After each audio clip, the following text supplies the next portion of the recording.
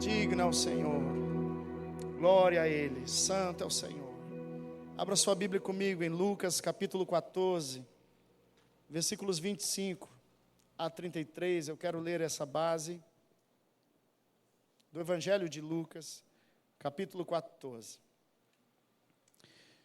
Nesse capítulo, Jesus está ensinando, e a sua palavra ela é direta para a multidão, também é direta para os grupos dos líderes ali, fariseus. E é interessante porque ele vai falando com esse grupo de pessoas, e ele vai contando uma parábola. Ele estava num jantar, na casa de um desses fariseus, e acontece uma cura ali, e é no dia de sábado. Ele está nesse jantar, no dia de sábado, na casa dessa pessoa, e ali tem um enfermo, e Jesus cura o enfermo e indaga aos peritos, aos mestres da lei, dizendo: será que é permitido curar no sábado? Trazendo eles a uma reflexão sobre exatamente isso. Até que ponto a lei de Moisés iria levar Israel, e até que ponto Jesus viria até a lei, cumprindo toda ela. E aí, Jesus, nessa oportunidade, ele traz um princípio que já está na lei, mas que era pouco observado por conta dos olhos orgulhosos de lerem a lei e dessa concentração da lei. Pois a Torá e o Tanar, que a Torá é os 5 primeiros livros que está na sua Bíblia aí. São livros de Moisés, livros da lei. Você vai ter salmos e você vai ter os profetas. Israel e os leis e os mestres da lei se concentravam muito, quase que com idolatria a Moisés, aos textos sagrados de Moisés, não só os textos escritos, mas também os oral, né, que é uma tradição de revelação que eles dizem ser de Moisés. E aí eles são muito concentrados na lei. Só que a revelação de Deus trazia as leis, a lei, os profetas e os salmos. E Jesus defende a integralidade da revelação naquela época. Naquela época, a Bíblia que Jesus lia era todas as Escrituras, de Moisés, dos profetas e dos salmos. Amém, queridos? E agora, esses homens concentrados na lei, Jesus vai trazer para eles um princípio de que permeia a lei, mas está também antes da lei, durante a lei e após a lei. É um princípio de, inclusive quando indagam ele assim, qual é a maior lei para se guardar? Jesus vai e faz um resumo de todas as Escrituras, dizendo: você tem que amar a Deus e amar o teu próximo, com todo o entendimento, com todo o coração, acima de todas as coisas, amar a Deus assim, e amar o teu próximo como a si mesmo. E são princípios resumidos. Se você conseguir amar a Deus, você vai conseguir obedecer todos os preceitos bíblicos, a lei do Senhor. E aí, ele vai e cura esse enfermo, dizendo: olha, tem princípios maiores do que a lei escrita, porque a lei escrita está exatamente levando vocês ao entendimento desses princípios, e vocês estão muito amarrados à letra, e não ao espírito da letra, ao espírito da revelação. E aí Jesus vai lá e cura ele, dizendo, porque tinha uma lei também, tradição, que a vida é maior. Se no dia de sábado alguém precisar de um socorro, e você tem que fazer um esforço, um trabalho para salvar uma vida, isso está observado. Você precisa, porque a vida é maior do que ali a lei do descanso do sábado. Então Jesus, ele leva os seus ouvintes à integralidade, à plenitude da lei, aonde se lê e se entende pelo Espírito do Senhor. Amém, queridos? E ele vai falando, ele fala também de uma parábola, não é? Ele fala de uma parábola, e nessa parábola é aquela parábola do banquete, aonde um grande rei fez uma grande festa de casamento para o filho, e ele mandou convite para esses convidados oficiais. E Jesus vai falando essa parábola para esses fariseus, e a multidão também vai ouvindo. E Jesus vai falando dessa parábola, e ele vai dizendo, o convite foi para fulano, foi para ciclano. É porque eu comprei uma junta de boi, vou cuidar deles, não posso ir na festa. Porque eu me casei agora, então estou concentrado aqui na minha esposa. E Jesus vai falando e diz, olha, de fato, vai agora para as ruas, traga todo mundo. Porque aqueles que eu convidei, que no caso seriam os judeus, né? Eu vim para os meus, mas os meus não me aceitaram, ok? Então agora o convite é para todos. Isso estava predito, estava profetizado. E agora Jesus vai indo, e ele fica com a multidão que acompanha ele, e meio que concluindo então esse ensinamento desse jantar, desse dia, dessa reunião. Ele diz no versículo 25, uma grande multidão ia acompanhando Jesus, é o testemunho de Lucas. Este, voltando-se para ela, disse, se alguém vem a mim e ama o seu pai, sua mãe, sua mulher, seus filhos, seus irmãos e irmãs, e até sua própria vida, mais do que a mim, não pode ser meu discípulo. E aquele que não carrega a sua cruz e não me segue, não pode ser meu discípulo. Qual de vocês, se quiser construir uma torre, primeiro não se assenta, calcula o preço para ver se tem dinheiro suficiente para completá-la? Pois se lançar o alicerce e não for capaz de determiná-la ou de terminá-la, todos que a virem rirão dele, dizendo, este homem começou a construir e não foi capaz de terminar.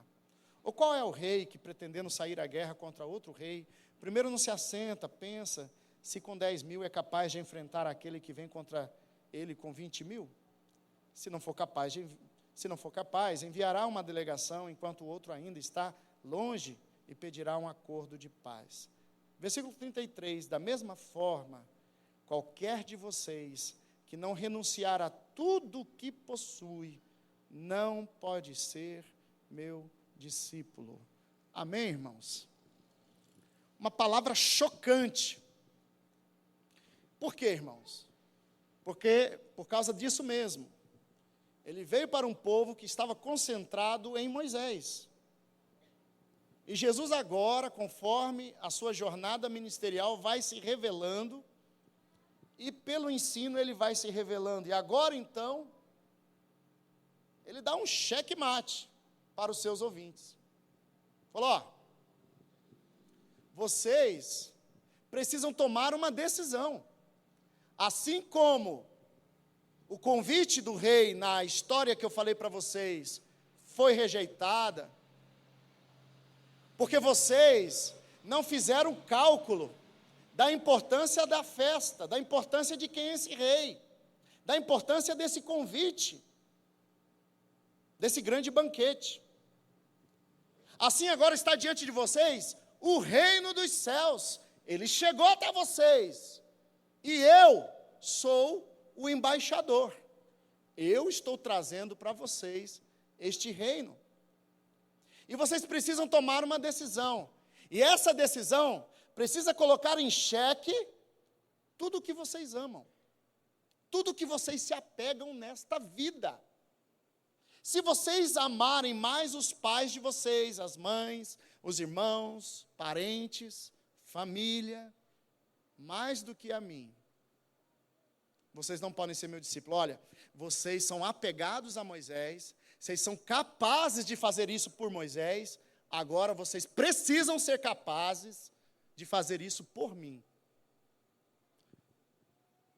O próprio Moisés profetiza, pelas escrituras de Moisés, que num tempo breve, Israel seria visitado por alguém igual a ele, ou seja, um grande líder, um grande libertador. E Moisés deixa a dica: seguem ele. Por isso que Jesus fala para essa multidão de judeus, essa multidão de fariseus, de líderes, para eles, para serem discípulos de Jesus agora, precisam tomar uma decisão de amar. Ser discípulo é ser capaz de dar o primeiro passo ao lado de seu mestre, com disposição absoluta de caminhar com ele o mesmo caminho dele, a mesma direção dele, as mesmas consequências desse caminho do mestre e também as mesmas recompensas. É reproduzir os passos de quem você segue. Então, Jesus está dizendo: olha, vocês estão reproduzindo os passos e a lei de Moisés, mas agora vocês precisam, é aberto um caminho novo. Sabe, o Senhor está não só tirando vocês do Egito, da escravidão do Egito, mas agora, Moisés foi o libertador de vocês da terra do Egito. Eu sou o novo Moisés. Eu sou aquele que é a luz e não a sombra das coisas. Eu sou aquele que é a plenitude do entendimento da revelação, e não somente uma figura da revelação. Vocês precisam, eu estou abrindo um novo caminho. Assim como vocês foram livres do Egito, o caminho que eu estou abrindo para vocês é um caminho para vocês passar do pecado, passar da morte para a vida. Amém, queridos? Ser discípulo é anular absolutamente a sua própria vontade para reproduzir absolutamente a vontade do seu mestre, de quem você está seguindo. Filipenses capítulo 2, versículos 5 a 8, abra comigo, por favor. Eu quero lembrar vocês dessa profundidade ou do preço que Jesus, o Cordeiro Pascual, o novo sacerdote, sumo sacerdote, o novo libertador, estava pagando. Filipenses capítulo 2, 5 a 8. Coloca Jesus muito acima de Moisés. Amém, queridos? E Jesus está ensinando isso a eles. Jesus não está excluindo, sabe, Moisés. Não, ele está dizendo, vamos chegar a entender com plenitude o que Deus fez por Moisés e o que Deus revelou por Moisés. Mas agora chegou até vocês alguém que veio do céu para poder ensinar vocês um caminho mais excelente. Um caminho que vocês vão entender que foi aberto desde o Egito. Filipenses capítulo 2, 5 a 8 diz: seja a atitude de vocês a mesma de Cristo Jesus, que embora sendo Deus, não considerou que o ser igual a Deus era algo a que devia apegar-se, mas esvaziou-se a si mesmo, vindo a ser servo, tornando-se semelhante aos homens, e sendo encontrado em forma humana, humilhou-se a si mesmo e foi obediente até a morte, e morte de cruz. Amém, queridos? Então veja bem o nível de revelação, o nível de comprometimento daquele que é Deus, a ponto de se esvaziar de si mesmo, de negar a si mesmo, para poder ganhar forma humana. Então, assim, eu costumo dizer que o convite para nós, para a salvação, é caro, mas não tão caro quanto foi para o próprio Deus.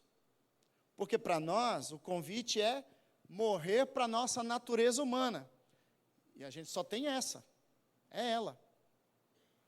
E o convite para a redenção, o convite para a nossa salvação, para nos ligarmos aos céus, novamente é um caminho, sabe, de cruz.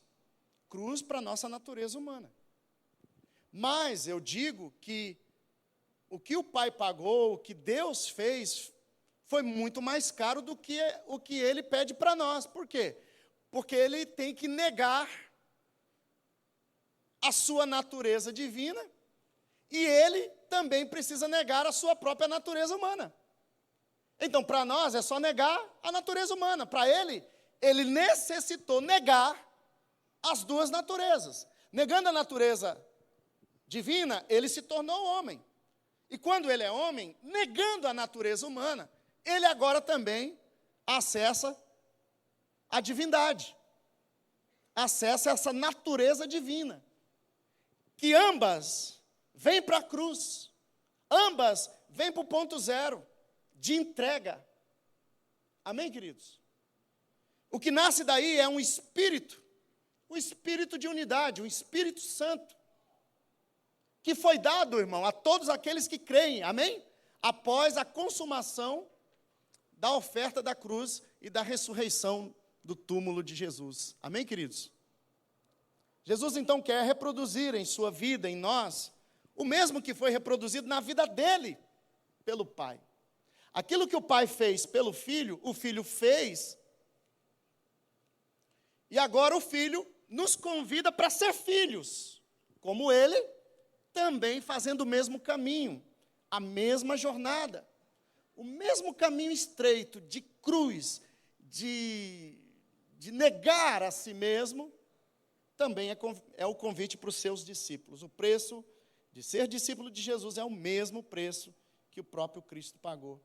Jesus teve que negar a si mesmo, ele teve que anular sua própria vontade para realizar a vontade do Pai. Jesus teve que levar a sua cruz, assumindo todo o preço e consequência da vontade do Pai. Ele se rendeu, amém? Assim também é o convite para que a gente possa se render. Amém, irmãos? Aleluia. O incrível, irmão, é que o resultado disso rendeu a Jesus recompensas e honras nunca vistas e ouvidas, tanto nos céus como na terra. O caminho de humilhação desse Deus que se humilha, desse homem que se humilha, Jesus, essa jornada, esse caminho estreito de humildade, de humilhação. E é interessante, irmão, porque aquele que é todo poderoso agora se faz esvaziado de todo poder. E agora ele expressa amor. Meu Deus. Sabe, irmãos, indagaram Jesus, se você descer dessa cruz, nós vamos crer que você é filho de Deus. Indagaram a Jesus, cuspindo nele, maltratando ele, tirando sarro dele, tiraram as roupas de Jesus, cravaram uma coroa de espinhos que lhe fazia sangrar, e com um tom de zombaria, diziam, este é o rei dos judeus. E os homens diziam, desce, porque se você mostrar o teu poder agora, nós creremos que tu és Deus. Não era hora de mostrar todo o poder, porque havia algo muito mais poderoso do que todo o poder, que causa equilíbrio para quem tem todo o poder. É amor. E fazer o equilíbrio entre amor e poder, só quem é divino. Nos foi dado poder e nos foi dado amor, irmãos. E olha o que nós fizemos e olha o que nós estamos fazendo neste mundo. Olha o que nós fizemos na nossa própria família. Olha o que nós estamos fazendo com os nossos próprios filhos. Olha o que estamos fazendo na nossa sociedade. Foi nos dado pelo céu poder e amor. E nós bagunçamos isso. Mas aquele que preserva isso em perfeição. E essa obra da cruz é uma obra perfeita. Porque agora ele fica em amor. E em silêncio, irmãos. Aleluia. O silêncio de Jesus na cruz, a obediência dele, humilhado naquela cruz, nu naquela cruz, sabe o que faz, irmão? Faz todo o poder que foi dado nos céus e na terra se renderem aquele ato de amor. O ato de se doar. Uma decisão que se compromete, porque amor é compromisso, amor é responsabilidade, amor é uma decisão. E essa decisão que vocês contemplam na cruz, é uma decisão que antes de toda a criação, já tinha sido decidida por aquele que é o Todo-Poderoso, o Criador de todas as coisas, o nosso Deus. Amém, queridos? O caminho do preço do Calvário, naquela cruz, não é um caminho exclusivamente de Jesus, mas um caminho e preço para mim e para você. Em Mateus 16, 24 a 25, irmãos, eu quero ler com vocês, Mateus 16, 24 e 25. Vai dizer: então Jesus disse aos seus discípulos: se alguém quiser acompanhar-me, negue-se a si mesmo, tome a sua cruz e siga-me. Pois quem quiser salvar a sua vida, perderá.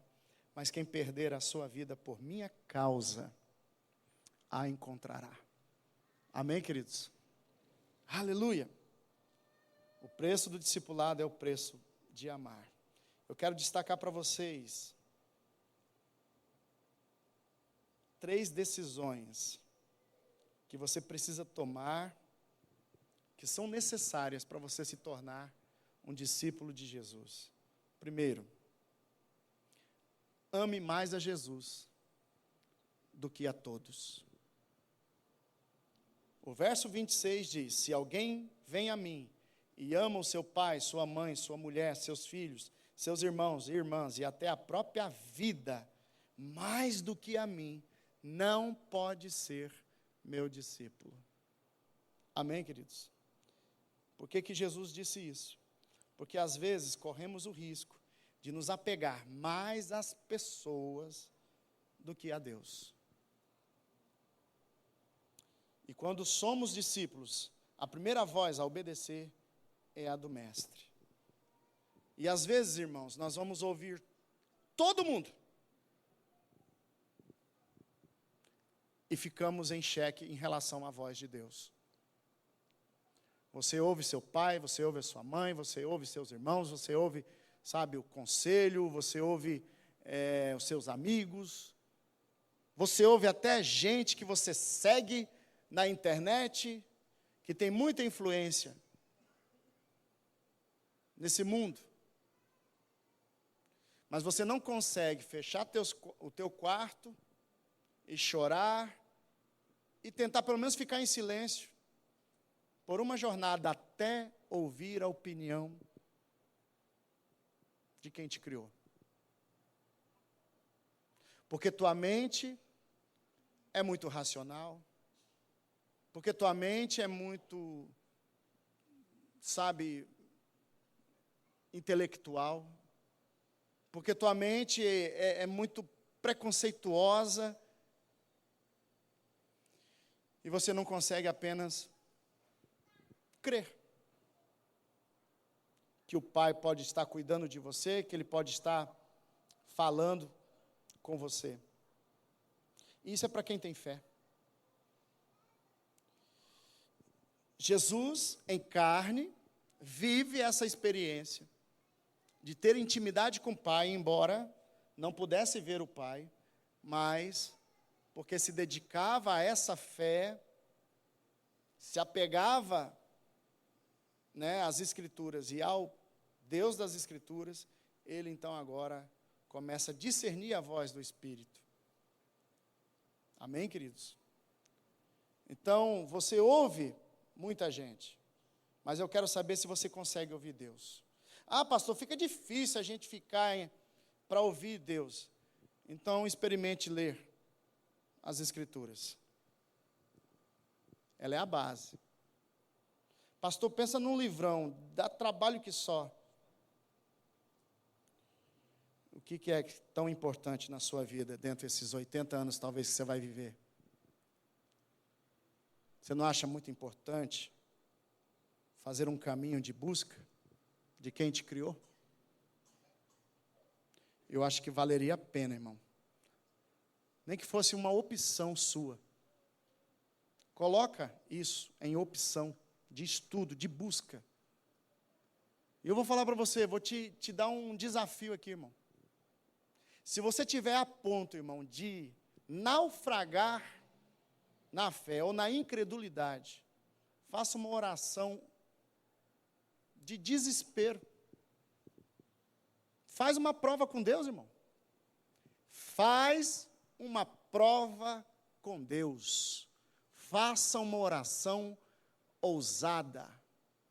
Mas não faz de maneira infantil não, viu, homem? Faz de todo o coração para tu ver. Se o Deus dos céus e da terra não vem te responder. Ele vem. Ele vem, irmão. Eu não estou falando de coisa, cura aqui a minha gripe, então eu vou crer. Irmão, pelo amor de Deus, toma um remédio. Estou falando de coração, de todo o coração. Faz uma prova, meu irmão. Só que é o seguinte, busca. Eu te agaranto, tem garantia, viu? Os céus vai te ouvir e ele vai se manifestar. Amém, queridos? Aleluia. Em Atos 5:29, Pedro vai dizer, Pedro e outros apóstolos responderam, é preciso obedecer antes a Deus do que aos homens. Amém, irmãos? É possível amar a todos e não amar Jesus. Queridos, por que Jesus concentra? Ei, você precisa me amar mais do que a todos. Porque é o seguinte, porque vai ser possível você passar nessa vida e achar que vai amar muita gente muito importante da sua vida, e é capaz de você até idolatrar essas pessoas mais importantes da sua vida, e você sim tem capacidade para amar elas, e no fim da sua vida, descobrir que você não amou a Jesus, não amou a Deus. Porque se você descobrisse quem é Jesus, tá? Amando a Ele, Ele vai te levar a amar a todos. Mas se você for querer amar a todos, sem amar a Ele, vou te falar, vai dar ruim. Vai dar ruim, porque você pode perder a sua alma. Você pode ter edificado uma base de vida que é de areia e não é na rocha. Você construiu verdades, você fez uma base para a sua vida de muitos valores e tudo mais, só que isso vai terminar, assim como termina a sua própria vida e o ar dos seus pulmões.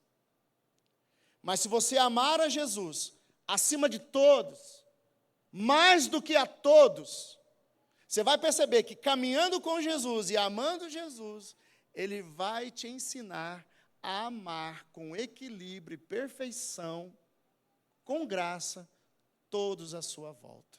Amém, irmãos? E você não vai perder sua salvação. Nisso não é incrível? Amém, queridos? Isso não é maravilhoso? Então Jesus não está pedindo para você deixar de amar todos. Ele só está pedindo, me ame mais. Porque você vai fazer um caminho de amor de verdade para com todos. Se você amar a todos e não me amar, se você não conseguir me amar, você nunca vai descobrir o amor. Você vai ter um joio, achando que é, mas não é amor. Achando que é vida, mas não é vida. E você vai perder a sua alma. Amém, queridos? Segundo, ame mais a Jesus do que a si mesmo. Amém? Jesus está pedindo. Você precisa amar mais a Ele do que a si mesmo. O versículo 27 vai dizer, e aquele que não carrega a sua cruz e não me segue, não pode ser meu discípulo. A cruz aqui está simbolizando o esvaziamento da minha vontade, do meu ego, dos meus desejos, das minhas vontades. Aquele que não carrega a sua cruz, não não me segue, não pode ser meu discípulo. O discípulo é aquele que anula a sua própria vontade para viver a vontade do seu mestre. Quando é que estou vivendo para mim mesmo? Quando é que estou vivendo os meus interesses egoístas? Quando estou de olho nas minhas vantagens, nos meus desejos, no meu jeito. Ah, esse é o meu jeito, desde quando eu nasci. Olha para o irmão que está do seu lado e fala, ó, não mexe comigo. Esse é meu jeito. Então tá. Você precisa esbarrar com Jesus nessa vida. Porque se você contempla o jeito dele, meu... Irmão, você deixa tudo para trás e segue. Segue o líder, irmão. Segue o jeito dele. Amém, queridos? Porque o jeito dele é o jeito do filho obediente. É o jeito daquele que pagou um preço muito caro, de obediência pelo Pai, sacrificando a própria vontade carnal para fazer a vontade do Pai. Amém, queridos? Então, irmãos, tudo aquilo que você pensava que era vantagem, para você, do seu jeito de viver, com a sua mentalidade aqui nessa vida, que os seus próprios pais talvez te ensinaram, irmão, deixa eu te falar. Talvez os seus pais mesmo te ensinaram algumas vantagens, algum jeitinho para ganhar a vida aqui na terra. Deixa eu te dizer, o Pai do céu trouxe o seu filho, e o seu filho fez um sacrifício para mostrar o jeitinho de como nós ganhamos a vida aqui, debaixo desse sol, diante desse Pai amoroso e perfeito. Amém, queridos? Por favor, irmão, abra mão do seu jeito, pelo jeito de Jesus. Abra mão, irmão, e eu vou te falar, não haverá descanso na sua mente, porque isso é uma guerra diária, é cruz diária. E ela está brotando assim muito fácil nos teus pensamentos. Do nada, irmão, teu pensamento já inclina de um jeito que ofende ou que se distrai da vontade do Pai, que é perfeita, boa e agradável. Em João 6,38, Jesus vai dizer, pois desci dos céus, não para fazer a minha vontade, mas para fazer a vontade daquele que me enviou. Amém, queridos? Meu irmão, Jesus desceu do céu, não foi para fazer a vontade, ele podia, agora eu desci do céu, o céu aqui, agora o céu, a terra é minha. A mesma mentalidade do filho desobediente que desceu do céu, Satanás. Filho criatura. Opa, vou ganhar uma vantagem aqui nessa terra, enganando esse bobão ali, que não conhece o Criador, tanto quanto eu conheço, ao orgulho. Não, Jesus desceu do céu, não para fazer a sua própria vontade, mas para fazer a vontade daquele que o enviou. Amém, queridos? Em Romanos 15, versículo 3, a parte A do versículo vai dizer, pois também Cristo não agradou a si próprio. Irmão, grave isso. Jesus viveu uma vida de cruz, e isso envolvia ele trazer para a cruz suas vontades e desejos da natureza humana carnais. E a Bíblia afirma dizendo que Jesus não agradou a si próprio. Ele não viveu para agradar a ele mesmo. Então, Jesus está te convidando a amar a ele mais do que a si mesmo. Por quê, irmãos? Porque Jesus fez isso por você. Para agradar o Pai, ele nega a si mesmo e ele faz uma vida de cruz, colocando na cruz o seu ego, suas vantagens, seus desejos e o poder que podia ter. Em João 13:34, por favor, abra comigo lá, eu quero destacar. João capítulo 13, versículo 34. Diz assim, olha só, irmãos, que coisa maravilhosa, e você precisa perceber isso aqui. Nós estávamos falando de Moisés, ele cumpre a lei de Moisés, olhem para Jesus. Jesus agora é esse libertador da morte para a vida, do pecado, para uma vida sem pecado, em santidade ao Senhor. Em João 13:34, Jesus vai lembrar e vai dizer: um novo mandamento lhes dou. Olha que incrível, irmão, que maravilha. Um novo mandamento lhes dou, quer dizer, todos os mandamentos que vocês conhecem da lei de Moisés, assina embaixo, estou cumprindo e quero que vocês cumpram. Mas um novo mandamento eu quero dar. É só isso que Jesus adicionou à lei. Só foi um novo mandamento. Que novo mandamento é esse? Vamos conhecer. Amem-se uns aos outros. Ué, até aí, Moisés também disse: como eu os amei. Vocês devem amar-se uns aos outros. Não é para vocês amarem uns aos outros como Moisés amou vocês. Não é para vocês amarem mais uns aos outros como a si mesmos. Atenção, igreja. A lei foi acrescentada. Você vai poder amar as pessoas como a si mesmo. Só que tem um negócio aí. Ficou meio subjetivo. Porque esse amor vai depender do que você entende de amor. E esse agradar a si mesmo vai depender do que você entende de agradar a si mesmo. Então Jesus deu um novo mandamento. Ame a teu próximo como eu amei vocês. Como é que Jesus nos amou? Entregando e dando a sua vida numa cruz por nós.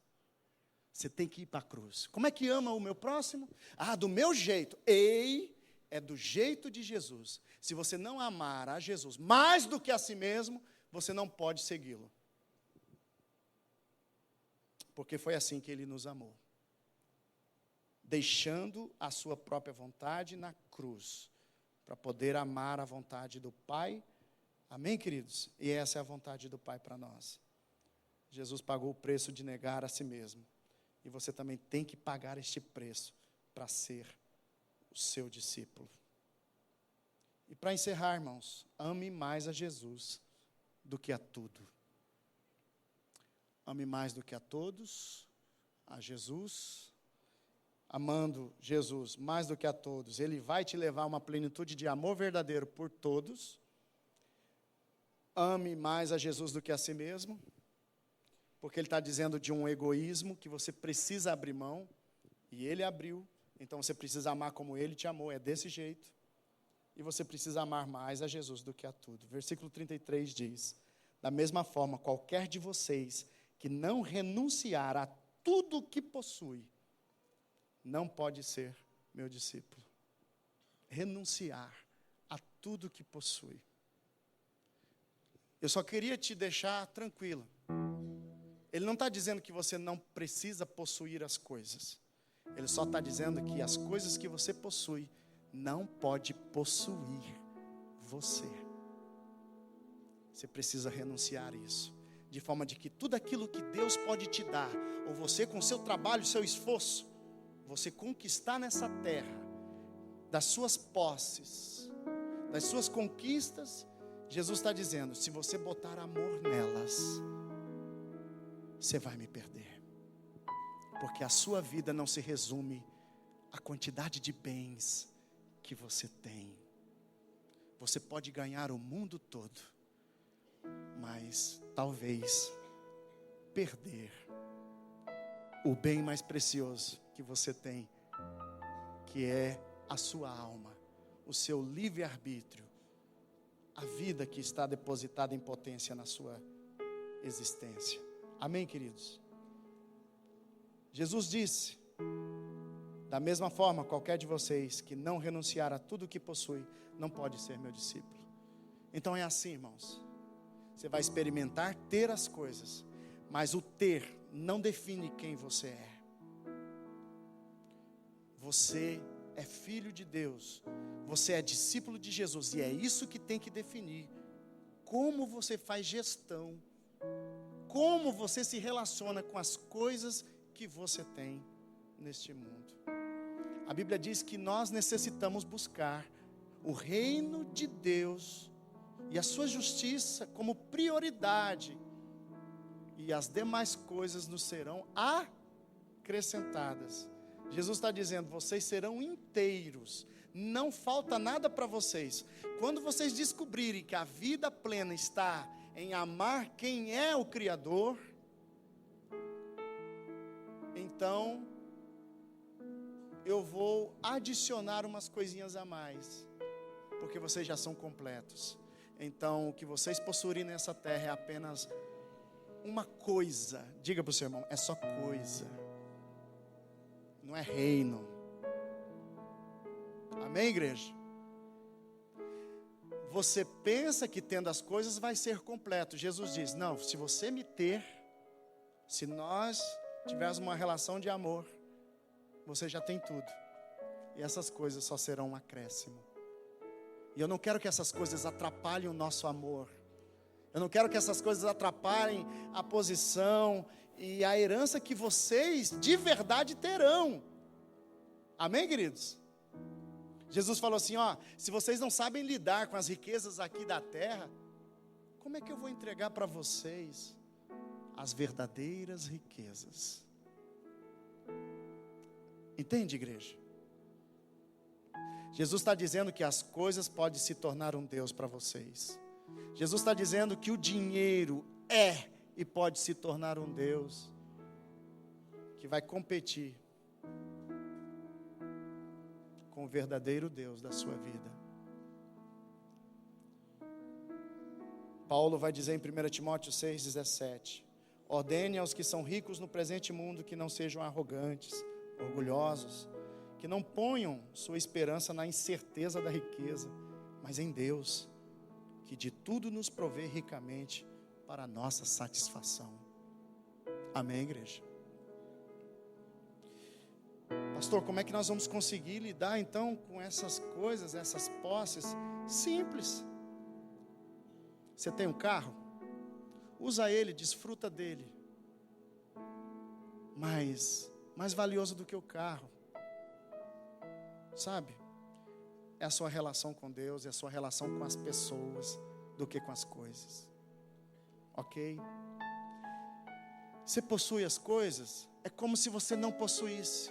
Você tem a alegria de possuir, mas a qualquer momento, na verdade, no seu coração, você já sacrificou ela para Deus, dizendo, Senhor, eu não quero outros amores, eu quero o meu amor pelo Senhor.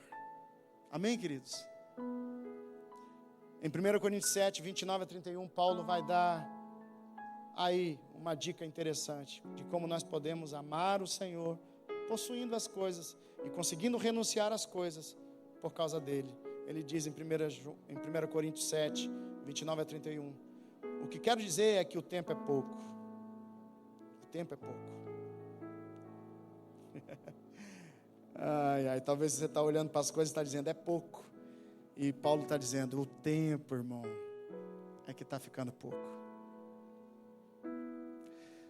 Talvez você está reclamando do pouco que está na mesa, do pouco que está na conta, do pouco. Mas Paulo está dizendo, vocês não entenderam ainda. O tempo está passando, o tempo é pouco, porque o tempo é pouco. O reino está se manifestando, e quando ele se manifestar, nós estaremos diante da verdadeira riqueza das coisas. Então, porque o tempo é pouco, ele diz, de agora em diante, aqueles que têm esposa, vivam como se não tivessem. Você quer trabalhar para o reino? Mas eu tenho meus filhos, para movimentar essa casa aqui, é 2 dias para chegar no evento. Não, irmão, faz uma gestão legal. Não perca o ministério, não perca o chamado de Deus por conta da sua esposa, dos seus filhos. Ah, pastor, eu abandono eles. Ô, meu irmão, não estou falando de você abandonar. Que bom, você pode juntar tudo isso e ser um excelente obreiro da obra de Deus, juntamente com a sua casa, irmão. Amém, queridos? É isso que ele está dizendo.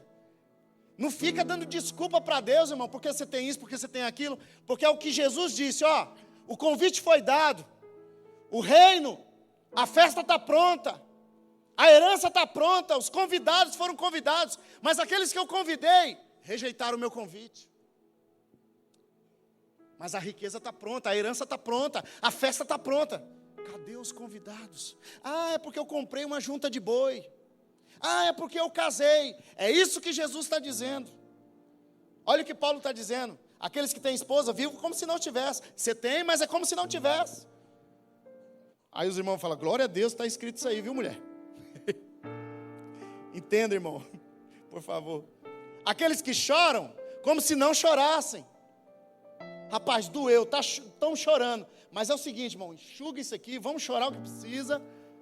Mas tem uma alegria pela manhã. Amém, igreja? Não vou ficar só chorando não, irmão. Porque tem consolo para aquele que chora.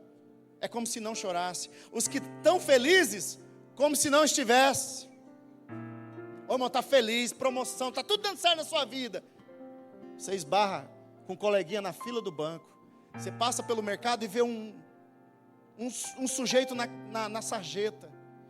Você está feliz? Oh, que bênção! Mas é como se você não estivesse. Olha para o lado. Sirva na posição, sirva com a bênção que está nas tuas mãos. Reparte isso como pães e peixes. Deixa isso multiplicar na vida daqueles que não têm. Você está feliz? É como se não tivesse. Olha a tua volta. Então compartilha da alegria, compartilha dessa felicidade para outros que ainda não têm. É isso que Paulo está dizendo. Os que compram algo como se nada possuíssem. Quem é os irmãos da ferpa aí? Diga amém. Jesus amado, traz a ferpa para nós, irmãos. Eu já sei, é porque vocês têm e é como se não possuísse. Amém. Aplaudam, vocês aprenderam. Maravilha.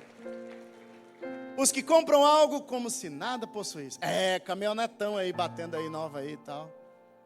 É como se eu não tivesse. Se eu ter, se eu não ter, é a mesma coisa. Ah, porque agora que eu tenho, agora eu sou. Oh, se você não tiver e você ter, é como se fosse a mesma coisa. A importância de quem você é a mesma. Amém? Amém, igreja? Isso não muda, irmão. Não devia mudar a alegria do seu coração, a satisfação do seu coração, achando que tendo as coisas, você é feliz. Os que usam as coisas do mundo, como se não as usassem, porque a forma, ai meu pai, alguns podem ficar tristes com essa frase, eu fico alegre, irmão, porque olha o que ele diz, porque a forma presente deste mundo está passando, igreja. Meu Deus.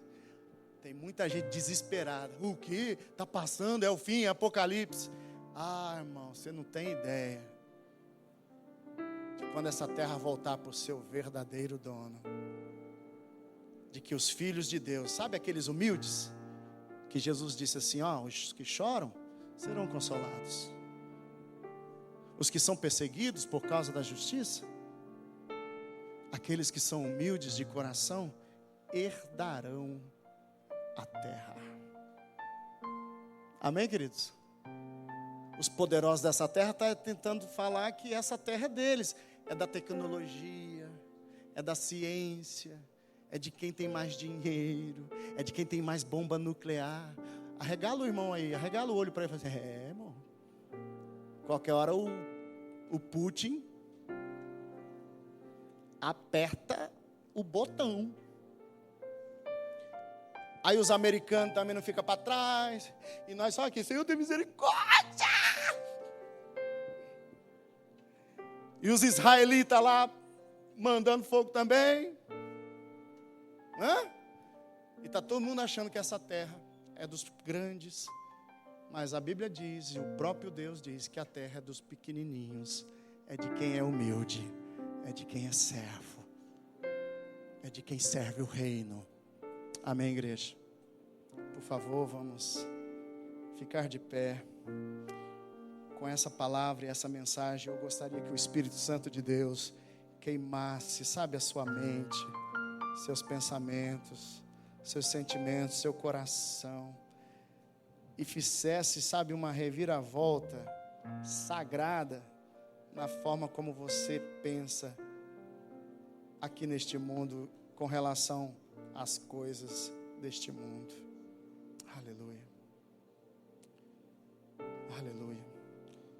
Quero convidar o Ministério Diaconal. Nós vamos ter um momento aqui de cearmos. Esse momento é em memória desse Senhor que abriu mão da sua própria vontade, negando-se a si mesmo, tomando a sua cruz e indo até a morte de cruz.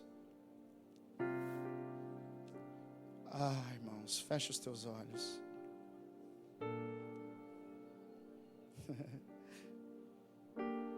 Aleluia.